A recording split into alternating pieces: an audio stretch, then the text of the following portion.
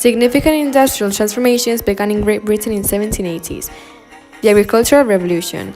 It mainly consisted of technical progresses which affected crop cultivation systems such as the Norfolk four-core system and other inventions of new techniques. There also were changes in the system of land ownership.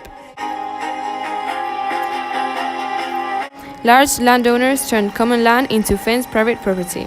As a result, many poor peasants emigrated to cities to look for industrial jobs.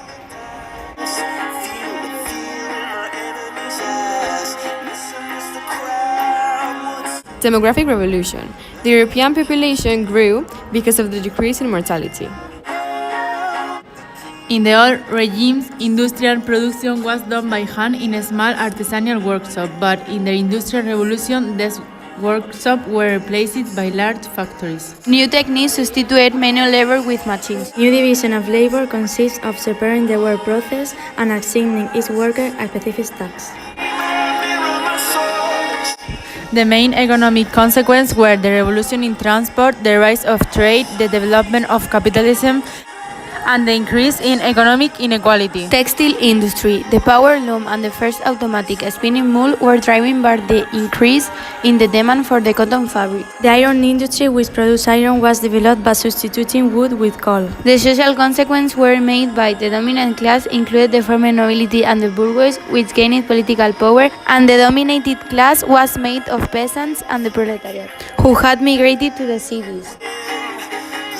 The situation was very difficult. They had to work shifts from 14 to 16 hours in insanity factories, received low wages, and didn't have insurance for illness, accident, or retirement. At a later date, trade unions were created. New ideologies emerged.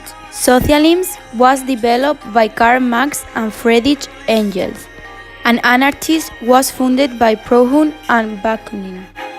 Culture, science, and technology. Culture was characterized by a lesser degree of religious influence. Literature followed two main currents, Romanticism with Victor Hugo and Realism with Dickens.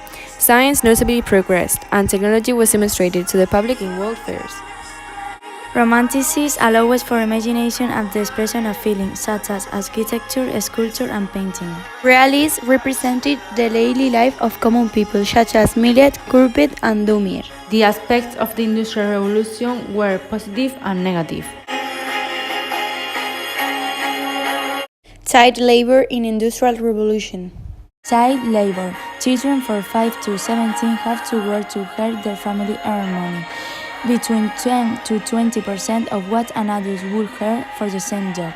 About 20% of workers were children, and they worked in a very bad and miserable condition. Factories were generally very dirty, small and humid, which increased the risk of getting ill. They generally worked on machines. They had jobs that includes being in small places. They usually lost limbs, fingers, or even died. They were under the eye of a boss. They worked 60 hours and under the dangerous condition, and the children were planning to go to school.